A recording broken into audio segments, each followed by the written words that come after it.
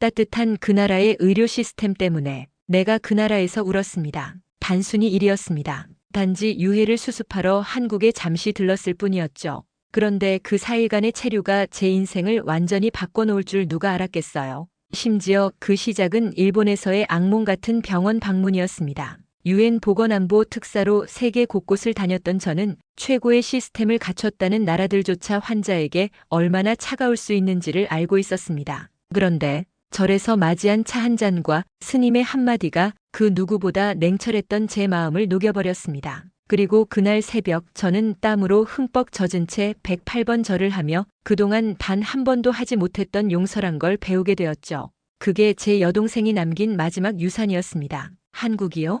그 나라에서 제가 다시 사람을 믿게 될 줄은 정말 상상도 못했어요.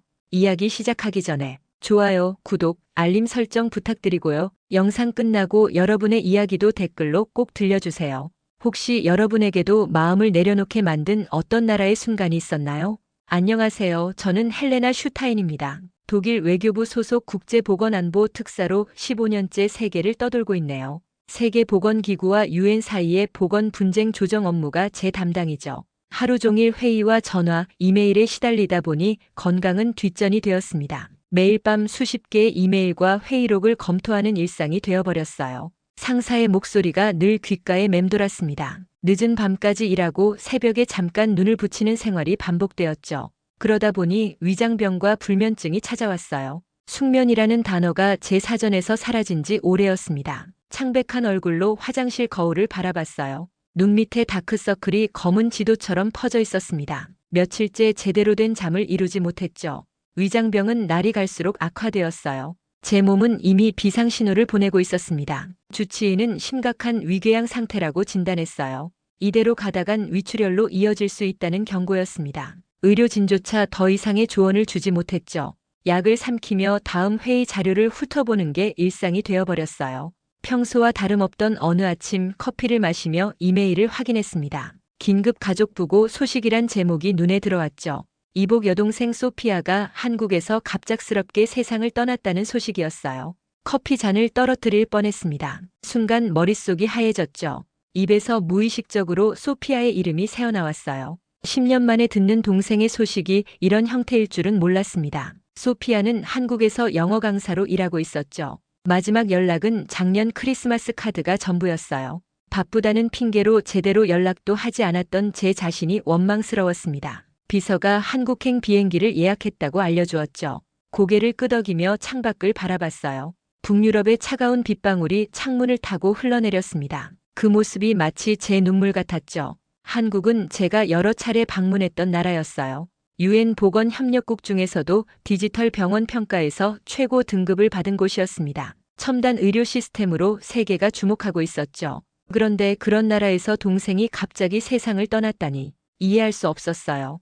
회의실에서 마지막 발언을 남겼습니다. 디지털은 인간의 온기를 대체할 수 없습니다. 이 말은 단순한 회의 발언이 아니었죠. 제 심장을 찌르는 현실이었어요. 첨단 의료 기술도 소피아의 생명은 구하지 못했습니다. 비행기 안에서 동생의 마지막 크리스마스 카드를 꺼내봤죠. 언니, 한국에 꼭 한번 놀러와요. 따뜻한 정이 있는 나라예요. 동생의 글씨를 어루만지며 눈물을 삼켰습니다. 수많은 국제 분쟁을 조정했지만 가족과의 관계는 조정하지 못했어요. 인천공항에 도착했습니다. 수화물을 찾으며 생각했죠. 이제 와서 무슨 의미가 있을까? 그때 전화벨이 울렸어요. 한국의 병원에서 온 연락이었습니다. 슈타인님 도착하셨나요? 중요한 이야기가 있습니다. 인천행 직항편이 매진되어 도쿄를 경유하게 되었습니다. 하네다 공항에서 환승을 기다리는 동안 갑자기 찾아온 복통이 참기 힘들 정도로 심해졌어요. 위궤양 통증이 평소보다 더 격렬했습니다. 숨을 쉬기조차 힘들었죠. 공항 의무실에서는 본격적인 치료가 불가능하다며 근처 종합병원을 추천했어요. 공항 직원의 도움으로 근처 종합병원으로 향했습니다. 일본은 의료 선진국이라는 생각에 안심했죠. 하지만 병원에 도착하자마자 예상치 못한 상황이 펼쳐졌어요. 현대적인 외관과 달리 내부는 놀라울 정도로 아날로그적이었습니다. 접수대에서 외국인 환자라고 하자 직원은 당황한 표정을 지었죠. 영어가 통하지 않았어요. 두꺼운 종이 서류를 건네며 필기구를 내밀었습니다. 디지털 시스템은 찾아볼 수 없었죠. 이름, 국적, 주소 등 기본 정보를 수기로 작성해야 했어요. 서류 작성을 마치자 직원은 그것을 받아 팩스로 전송했습니다. 21세기 선진국에서 팩스를 사용하고 있다니 믿기지 않았죠. 의사를 만나기까지 2시간을 기다려야 했어요. 대기실에는 현금만 받는다는 안내문이 붙어 있었습니다. 신용카드 단말기조차 보이지 않았죠. 진료실에 들어서자 의사는 종이 차트를 펼쳐놓고 있었어요. 통역사는 없었습니다. 의사는 한정된 영어로 질문을 던졌죠. 제 병력과 현재 복용 중인 약에 대해 설명하려 했지만 의사소통이 원활하지 않았어요. 때로는 손짓과 몸짓으로 증상을 설명해야 했습니다. 의사는 간단한 검사 후 약 몇 가지를 처방했죠. 약의 성분이나 부작용에 대한 설명은 없었어요. 일본어로 된 약 봉투와 설명서만 받았습니다. 불안한 마음으로 처방약을 받아 호텔로 돌아왔죠. 인터넷으로 약 성분을 검색했지만 정확한 정보를 찾을 수 없었어요. 호텔 방에서 처방받은 약을 복용했습니다. 1시간쯤 지나자 갑자기 온몸에 식은땀이 흘렀죠. 현기증이 심해졌어요. 화장실로 가려다 바닥에 쓰러졌습니다. 의식이 점점 흐려지는 것을 느꼈죠. 아무도 없는 호텔 방에서 무슨 일이 생길지 두려웠어요. 눈을 떴을 때는 이미 새벽이었습니다. 바닥에 그대로 누워 있었죠. 몸을 일으키려 했지만 힘이 들어가지 않았어요. 휴대폰을 더듬어 시간을 확인했습니다. 6시간이나 의식을 잃은 상태였죠. 약의 부작용이 분명했어요. 선진국 일본의 의료 시스템에 충격을 받았습니다. 디지털화된 세계에서 팩스와 종이 차트로 진료하고 환자와의 소통은 뒷전인 현실이었죠. 세계 2위 경제대국이라는 나라에서 이런 경험을 하다니 믿기지 않았어요. 창밖을 바라보며 절망적인 생각이 들었습니다. 기술도 배려도 없는 곳이라는 말이 절로 나왔죠.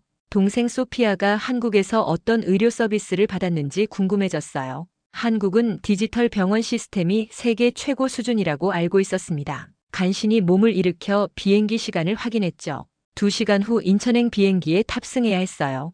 약의 부작용으로 고통스러웠지만 어서 한국에 도착해야 한다는 생각뿐이었습니다. 인천공항에 발을 딛는 순간 일본과는 완전히 다른 세계가 펼쳐졌습니다. 입국장에 들어서자 디지털 안내 시스템이 눈에 들어왔어요. 대형 스크린에는 다국어로 입국 절차가 안내되고 있었죠. 생체인식 시스템으로 출입국 심사가 신속하게 진행되었습니다. 일본에서의 불쾌한 경험으로 컨디션이 최악이었어요. 하지만 구름 한 점 없이 맑은 서울의 하늘이 마음을 진정시켰습니다. 공항 곳곳에 설치된 키오스크에서 한국어, 영어, 독일어 등 다양한 언어로 서비스를 제공했죠. 터치 한 번으로 공항에서 시내까지 가는 모든 교통수단 정보를 확인할 수 있었어요. 공항 철도를 타고 서울 시내로 향했습니다. 열차 내부의 디지털 안내 시스템은 다음 역 환승 정보, 관광 정보까지 실시간으로 제공했죠. 열차 좌석마다 USB 충전 포트가 있어 휴대폰을 충전할 수 있었어요. 불과 45분 만에 서울역에 도착했습니다. 호텔로 향하는 택시 안에서도 디지털 결제 시스템이 갖춰져 있었죠. 카드나 현금 없이도 스마트폰 결제가 가능했어요. 일본에서 현금만 받았던 병원이 떠올라 비교가 절로 되었습니다. 호텔에 도착해 체크인 하려는데 일본 약의 부작용으로 갑자기 두통이 심해졌어요. 프런트에서 일하는 현수라는 남자 직원이 제 상태를 눈치챘습니다. 그는 유창한 영어로 걱정스러운 표정을 지으며 말을 건넸죠. 괜찮으세요? 의사를 불러드릴까요? 제 상황을 설명하자 현수는 즉시 근처 병원을 예약해 주었어요. 그뿐만 아니라 직접 동행을 제안했습니다. 호텔 직원이 이 정도까지 신경 써주다니 놀라웠죠. 외교관으로 세계 각국을 다녀봤지만 이런 섬세한 서비스는 처음이었어요. 병원에 도착하자 접수부터 진료까지 모든 과정이 디지털 시스템으로 이루어졌습니다. 태블릿으로 기본 정보를 입력하고 바로 대기실로 안내받았죠. 불과 10분 만에 의사를 만날 수 있었어요. 일본에서 2시간을 기다린 것과는 천지 차이였습니다. 의사는 영어로 유창하게 상담해 주었죠. 일본에서 처방받은 약을 확인한 후 컴퓨터 화면을 보며 상세히 설명해 주었어요. 그 약은 제 기존 복용약과 충돌할 수 있는 성분이 있었습니다. 디지털 시스템 덕분에 약물 간 상호작용까지 즉시 확인할 수 있었죠. 진료가 끝나고 보험 처리도 놀라울 정도로 간단했어요. 독일 국제보험을 입력하자 자동으로 처리되었습니다. 처방전은 스마트폰으로 전송되었고 근처 약국에서 바로 약을 받을 수 있었죠. 병원을 나오며 감탄이 절로 나왔어요. 디지털 시스템과 인간적 배려가 완벽히 조화를 이룬 나라구나. 외교관으로서 많은 나라의 시스템을 봐왔지만 한국의 디지털 서비스 매너는 감탄할 수준이었습니다. 현수는 제가 호텔로 돌아갈 때까지 동행해 주었죠. 그의 따뜻한 배려에 마음이 따뜻해졌어요. 내일 소피아의 일을 처리하는 것이 조금은 덜 두렵게 느껴졌습니다. 소피아의 원룸에 들어서자 묘한 감정이 밀려왔습니다. 10년간 서로 연락하지 않았지만 이렇게 유품을 정리하게 될 줄은 몰랐어요. 방 안에는 소피아의 흔적이 고스란히 남아 있었죠. 벽에 걸린 한국 전통 풍경화, 책장에 꽂힌 한국어 교재들, 창가에 놓인 작은 다육식물까지 원룸은 생각보다 정갈했습니다. 소피아다운 깔끔함이 느껴졌어요. 침대 옆 작은 책상에는 사진 한 장이 놓여 있었죠. 아버지와 제가 함께 찍은 오래된 사진이었습니다. 소피아가 이 사진을 간직하고 있었다니 가슴이 아팠어요. 관계가 소원해졌던 것은 소피아의 선택이 아니라 제 무관심 때문이었죠. 바쁘다는 핑계로 연락도 제대로 하지 않았던 시간들이 후회로 다가왔습니다. 옷장을 정리하던 중 바닥에서 작은 상자를 발견했어요. 그 안에는 템플스테이 다이어리라고 쓰여진 노트가 있었죠. 표지에는 한국 전통 사찰의 풍경이 그려져 있었습니다. 소피아는 꼼꼼한 성격이었어요. 첫 페이지를 펼치자 그녀의 단정한 글씨체가 눈에 들어왔습니다. 오늘부터 3일간의 템플스테이가 시작된다. 몸과 마음이 지친 나에게 필요한 시간이다. 페이지를 넘기며 소피아의 여정을 따라갔어요. 새벽 예불, 108배, 바루공양, 참선 등 한국 사찰의 일상이 꼼꼼히 기록되어 있었습니다. 소피아는 처음에는 새벽 4시 기상이 힘들었지만 차츰 사찰 생활에 적응해 갔다고 썼죠. 명상 중에 떠오른 유년 시절의 기억들, 산책하며 느낀 자연의 평화로움이 상세히 묘사되어 있었어요. 소피아는 절에서 만난 한국인 스님의 말씀도 기록해 두었습니다. 마음의 짐을 내려놓아야 진정한 자유를 얻을 수 있다는 가르침이 그녀에게 큰 울림을 준 것 같았죠. 다이어리 곳곳에는 소피아의 내면 변화가 담겨 있었어요. 육체적으로 힘들었지만 마음은 점점 가벼워졌다고 썼습니다. 마지막 페이지에 다다르자 눈물이 핑 돌았어요. 소피아의 마지막 기록이었습니다. 108배가 끝났을 때 처음으로 누군가를 용서할 수 있었다. 헬레나 언니를 미워했던 마음도 내려놓을 수 있었다. 언니는 자신의 방식대로 최선을 다했을 뿐이니까. 이제는 나도 내 삶을 살아갈 준비가 되었다. 그 순간 무언가가 내 안에서 무너져 내렸어요. 속에서 북받쳐 오르는 감정을 주체할 수 없었습니다. 소피아는 나를 용서했는데 난 그녀에게 사과조차 하지 못했죠. 다이어리를 끌어안고 울음을 터뜨렸어요. 10년간 쌓아온 외교관으로서의 단단한 껍질이 한순간에 무너져 내렸습니다. 소피아가 어떤 마음으로 이 다이어리를 썼을지 상상해 보았어요. 한국의 고요한 산사에서 내면의 평화를 찾아가는 그녀의 모습이 눈앞에 그려졌습니다. 직업을 위해 가족을 뒤로한 내 선택이 이기적이었다는 생각이 들었죠. 소피아의 넓은 마음씨가 더욱 그리워졌어요. 다이어리에는 템플스테이를 했던 사찰 이름과 위치가 적혀 있었습니다. 화엄사라는 산속의 절이었죠. 소피아는 그곳에서 마음의 평화를 찾았다고 했어요. 그 순간 결심했습니다. 소피아가 다녀간 그 절을 찾아가야겠다고요. 그것이 소피아에게 마지막으로 할 수 있는 일이라고 생각했습니다. 호텔로 돌아와 현수에게 화엄사에 대해 물었어요. 그는 놀란 표정을 지으며 화엄사가 한국의 전통 사찰 중에서도 아름답고 역사적 가치가 높은 곳이라고 설명해 주었습니다. 템플스테이 프로그램은 외국인들 사이에서도 인기가 많다고 했죠. 한국 사찰은 단순한 종교 공간이 아니에요. 명상과 자기 성찰을 통한 심리 치유의 공간이기도 하죠. 현수의 말에 고개를 끄덕였어요. 소피아가 왜 그곳을 찾았는지 조금은 이해가 되었습니다. 화엄사로 가는 길은 생각보다 멀었습니다. 서울에서 기차를 타고 구례까지 간 후 다시 버스를 갈아타야 했어요. 푸른 산으로 둘러싸인 경치가 창밖으로 펼쳐졌죠. 도시의 번잡함에서 벗어난 고요함이 마음을 차분하게 만들었습니다. 절 입구에 도착하자 수백 년 된 소나무들이 반겨주었어요. 돌계단을 올라 천천히 사찰로 향했습니다. 소피아도 이 길을 걸었겠지 싶은 생각에 발걸음이 무거워졌죠. 입구에서 템플스테이 담당 스님이 저를 기다리고 계셨어요. 멀리서 오셨군요. 차 한 잔 드시겠습니까? 스님의 말씀에 고개를 끄덕였습니다. 작은 다실로 안내받아 앉자 오미자차가 내어졌죠. 새콤달콤한 맛이 피로를 씻어주는 것 같았어요. 차를 마시는 동안 스님은 묵묵히 기다려주셨습니다. 동생을 잃으셨다고 들었습니다. 마음이 많이 아프시겠군요. 스님의 한마디에 참았던 눈물이 왈칵 쏟아졌어요. 위장병과 불면증, 소피아의 죽음까지 모든 이야기가 터져나왔습니다. 스님은 고개를 끄덕이며 귀 기울여 주셨죠. 마음을 쉬어야 몸도 나아집니다. 여기서 며칠 머무르며 마음을 내려놓아 보세요. 스님의 말씀이 따뜻하게 와닿았어요. 소피아의 흔적을 조차 이곳에 왔지만 어쩌면 제 자신을 위한 여정이 될지도 모르겠다는 생각이 들었습니다. 간단한 오리엔테이션 후 객실로 안내받았어요. 방은 소박했지만 깨끗했습니다. 창문 너머로 보이는 산의 풍경이 마음을 편안하게 해주었죠. 짐을 풀고 편안한 사찰복으로 갈아입었어요. 이제 저도 잠시 외교관의 삶을 내려놓고 이곳의 일원이 되는 것 같았습니다. 저녁 바로 공양 시간이 되었죠. 스님의 안내에 따라 대중식당으로 향했어요. 바닥에 앉아 작은 그릇들이 담긴 바루를 받았습니다. 모든 것이 낯설었지만 스님들의 동작을 따라하며 식사를 시작했죠. 음식은 소박했지만 믿을 수 없을 정도로 맛있었어요.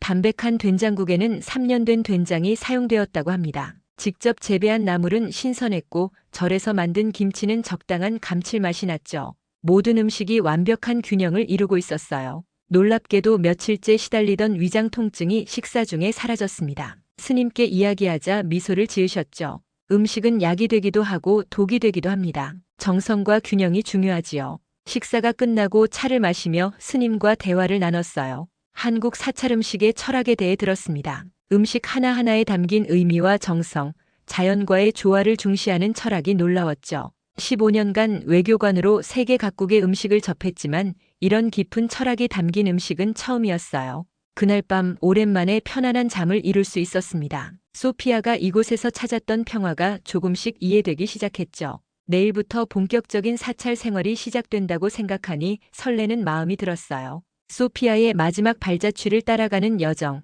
그리고 제 자신을 돌아보는 시간이 시작되었습니다. 첫날 밤 생각보다 깊은 잠에 들었습니다. 목조 건물 특유의 고요함과 새소리에 자연스럽게 눈을 떴어요. 놀랍게도 심했던 두통이 사라져 있었죠. 위장 통증도 한결 가벼워진 것을 느꼈습니다. 아침 공기가 맑고 깨끗했어요. 새벽 4시 목탁 소리에 잠에서 깼습니다. 템플스테이 일정표에 새벽 예불이 있었죠. 서둘러 준비하고 법당으로 향했어요. 어둠 속에서 촛불만이 법당을 밝히고 있었습니다. 스님들의 목탁 소리와 연불 소리가 고요한 새벽을 가득 채웠죠. 무릎을 꿇고 앉아 처음으로 절을 했어요. 서툴렀지만 주변 사람들의 동작을 따라했습니다. 마음을 비우고 오직 현재에만 집중하니 평소에는 느끼지 못했던 평화로움이 찾아왔죠. 소피아가 이 시간을 어떻게 보냈을지 생각하며 눈을 감았어요. 아침 공양을 마치고 사찰 뒤편 작은 산책로를 걸었습니다. 한국인 참가자 몇 명과 자연스럽게 동행하게 됐죠. 그들은 영어를 조금씩 할 줄 알았고 제게 한국 문화에 대해 설명해 주려 노력했어요. 언어가 완벽히 통하지 않아도 진심은 전해졌습니다. 점심시간 한 중년 여성이 제게 직접 담근 매실청을 건네주었어요. 위장에 좋다며 따뜻한 미소를 지어주었죠. 다른 참가자는 명상용 염주를 선물해 주었습니다. 서로 모르는 사이임에도 이렇게 따뜻한 마음을 나누는 것이 신기했어요. 오후에는 108배 수행이 있었습니다. 처음에는 단순한 신체 운동이라 생각했지만 점차 명상의 시간이 되었죠. 온몸으로 절을 하며 제 안의 교만함과 무관심을 내려놓았어요. 소피아에게 했던 실수들, 바쁘다는 핑계로 소홀했던 순간들이 물밀듯이 밀려왔습니다. 저녁 무렵 담당 스님께 소피아의 묘소를 찾고 싶다고 말씀드렸어요. 스님은 고개를 끄덕이며 직접 동행해 주셨습니다. 해가 저물기 시작할 때 조용한 공원 묘지에 도착했죠. 소피아의 이름이 새겨진 비석 앞에 서자 그제서야 현실감이 왔어요. 무릎을 꿇고 앉아 떨리는 손으로 꽃을 놓았습니다. 아침에 배운 대로 3번 절을 올렸죠. 마지막 절을 하는 순간 참았던 눈물이 터져 나왔어요. 어깨가 떨리도록 울었습니다. 그동안 외교관이라는 이름으로 억눌러왔던 모든 감정이 한꺼번에 쏟아져 나왔죠. 스님은 조용히 곁을 지켜주셨어요. 한참 후 제 울음이 잦아들자 스님이 말씀하셨습니다. 당신의 여동생은 여기서 평화로웠습니다. 마지막까지 언니를 생각했죠. 그 말에 다시 울음이 나왔어요. 소피아가 저를 용서했다는 사실이 가슴을 파고들었습니다. 그날 밤 사찰로 돌아오는 길에 마음이 한결 가벼워진 것을 느꼈죠. 슬픔은 여전했지만 무거운 죄책감이 조금은 덜어진 느낌이었어요. 저녁 명상 시간 촛불 하나를 바라보며 오랜 시간 앉아 있었습니다. 한국의 전통 수행법이 제게 위로가 되고 있었죠. 국적도 언어도 문화도 다르지만 이곳에서 느끼는 치유의 시간은 보편적이었어요. 소피아가 이곳에서 평화를 찾았다는 사실이 조금은 위안이 되었습니다. 잠들기 전 소피아의 다이어리를 다시 펼쳐보았어요. 그동안 보지 못했던 세세한 부분들이 눈에 들어왔습니다. 소피아가 이곳에서 느꼈던 감정들이 이제야 이해되기 시작했죠. 처음으로 소피아에게 감사함을 느꼈어요. 마음속으로 속삭였습니다. 고마워, 소피아. 그리고 미안해. 템플스테이 셋째 날 아침 일찍부터 108배 수행이 시작되었습니다. 전날에도 경험했지만 오늘은 더 깊이 수행에 임하기로 했어요. 스님의 안내에 따라 법당에 모였죠. 스님은 108배의 의미에 대해 설명해 주셨습니다. 108가지 번뇌를 내려놓는 수행이라고 했어요. 처음에는 단순한 신체 운동이라 생각했죠. 서양인의 관점에서 108번이나 절을 한다는 것이 생소하고 부담스럽게 느껴졌어요. 첫 번째 절을 올리며 마음속으로 투덜거렸습니다. 이게 정말 내게 필요한 일일까? 하지만 10번째, 20번째 절을 넘어가면서 몸의 움직임이 자연스러워졌어요. 이마가 바닥에 닿을 때마다 과거의 기억들이 하나씩 떠올랐습니다. 30번째 절에서는 소피아와 마지막으로 다툰 날이 생각났죠. 사소한 일로 시작된 다툼이 결국 10년의 냉담함으로 이어졌어요. 40번째 절에서는 소피아의 어머니, 제 새어머니와의 갈등이 떠올랐습니다. 아버지의 재혼으로 들어온 새어머니를 한 번도 진심으로 받아들이지 않았던 제 모습이 떠올랐죠. 그 미움이 결국 소피아에게도 향했다는 사실이 가슴을 쓰라리게 했어요. 50번째 절 몸은 이미 땀으로 젖어 있었습니다. 무릎이 아프고 숨이 가빴죠. 그때 갑자기 제 어머니의 얼굴이 떠올랐어요. 일찍 세상을 떠난 어머니에 대한 그리움, 그리고 그 빈자리를 채우려 했던 새어머니에 대한 미움이 복잡하게 얽혀 있었습니다. 눈물이 주르륵 흘러내렸죠. 땀인지 눈물인지 분간할 수 없었어요. 60번째 절에서는 외교관으로서의 삶이 떠올랐습니다. 항상 완벽해야 한다는 압박감, 감정을 드러내지 않아야 한다는 무언의 규칙들이 저를 얼마나 단단한 껍질 속에 가두었는지 깨달았어요. 그 껍질이 이제는 점점 깨지고 있었습니다. 80번째 절 다리는 이미 감각이 무뎌졌죠. 하지만 마음은 점점 더 선명해졌어요. 소피아가 이 같은 수행을 통해 어떤 깨달음을 얻었는지 조금씩 이해가 되기 시작했습니다. 용서의 의미, 내려놓음의 가치가 몸으로 느껴졌죠. 100번째 절에 이르자 눈물이 멈추지 않았어요. 그것은 슬픔의 눈물이 아니라 해방감에서 오는 눈물이었습니다. 마지막 8번의 절을 올리며 소피아에게, 새어머니에게, 그리고 나 자신에게 용서를 구했죠. 108번째 절 마지막으로 이마가 바닥에 닿았습니다. 눈을 감고 깊이 숨을 들이마셨어요. 일어서는 순간 입에서 자연스럽게 말이 흘러나왔습니다. 이제는 나 자신도 용서하겠습니다.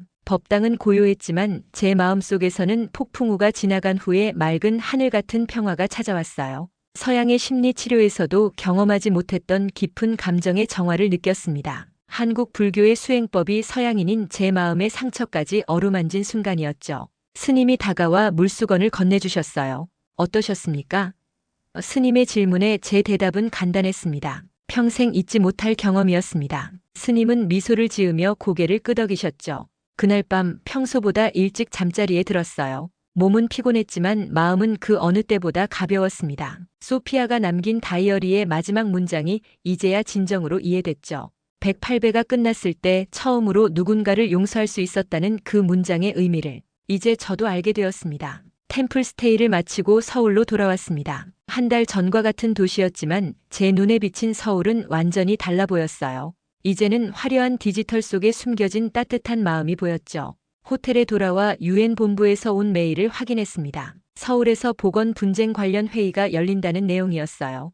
회의장에 들어서자 전 세계에서 모인 대표단이 보였습니다. 디지털 병원 시스템에 관한 표준화 회의였죠. 각국 대표들은 자국의 시스템 우수성을 설명하고 있었어요. 제 차례가 왔을 때 준비해온 발표 자료를 덮었습니다. 대신 제 경험을 이야기하기로 했어요. 저는 한 달 전 이곳 한국에서 이복 여동생을 잃었습니다. 그 과정에서 일본과 한국의 의료 시스템을 모두 경험했죠. 종이 차트와 팩스를 사용하는 일본, 그리고 완벽한 디지털 시스템을 갖춘 한국. 하지만 제가 가장 깊은 인상을 받은 것은 기술 그 자체가 아니었어요. 회의장이 조용해졌습니다. 모든 시선이 저에게 집중됐죠. 떨리는 목소리로 계속 이야기했어요. 디지털은 효율이 아니라 연결을 위한 도구여야 합니다. 한국의 디지털 병원은 사람과 사람을 연결하고 마음과 마음을 이어주는 도구였어요. 호텔 직원이 병원에 동행해주고 의사가 환자의 말에 귀 기울이며 약사가 약의 효능을 세심히 설명하는 과정에서 디지털은 장벽이 아닌 다리 역할을 했습니다. 제 발표가 끝나자 잠시 침묵이 흘렀어요. 그리고 한 명, 두 명씩 박수를 치기 시작했습니다. 발표 내용은 기술적인 것이 아니었지만 모두가 공감했던 것 같아요. 회의가 끝난 후 유엔 보건 담당자가 저에게 다가왔습니다. 헬레나, 당신의 경험을 바탕으로 글로벌 공공의료 플랫폼을 설계해보는 게 어떨까요? 한국의 시스템과 정신을 기반으로요. 그렇게 새로운 프로젝트가 시작되었어요. 한국의 전문가들과 함께 인간 중심의 디지털 의료 시스템을 구축하는 일이었죠. 프로젝트 이름은 소피아의 이름을 따서 소피아라고 지었습니다. 사람 중심의 통합 의료 애플리케이션이라는 의미를 담았어요. 6개월 후 첫 시범 사업이 아프리카의 작은 나라에서 시작되었어요. 한국의 의료 시스템을 기반으로 하되 현지 상황에 맞게 조정된 모델이었죠. 놀랍게도 환자 만족도와 치료 효율성이 모두 크게 향상되었습니다. 유엔 총회에서 이 프로젝트의 성과를 발표하는 날, 저는 소피아의 다이어리를 가슴에 품고 연단에 섰어요. 가장 전통적인 것이 가장 세계적인 것입니다. 한국은 천년된 절의 지혜와 첨단 기술을 조화시키는 방법을 알고 있었죠. 기술이 인간을 밀어내지 않고 인간을 품는 방식으로 진화하는 곳이었습니다. 발표를 마치고 객석을 바라보니 현수가 보였어요. 그는 이제 프로젝트의 한국 측 담당자가 되었죠. 그의 미소 속에서 소피아의 모습이 겹쳐 보였습니다. 한국에서의 경험은 제 인생을 완전히 바꿔놓았어요. 이제 저는 단순한 외교관이 아닌 마음이 담긴 시스템을 만드는 사람이 되었습니다. 제 눈에 한국은 더 이상 작은 나라가 아니었어요. 가장 큰 마음을 가진 나라로 남아 있었죠. 여러분도 이 영상이 마음에 드셨다면 좋아요와 구독 부탁드립니다. 댓글로 여러분의 인생을 바꿔놓은 특별한 경험이 있다면 나눠주세요. 다음 이야기로 찾아뵙겠습니다.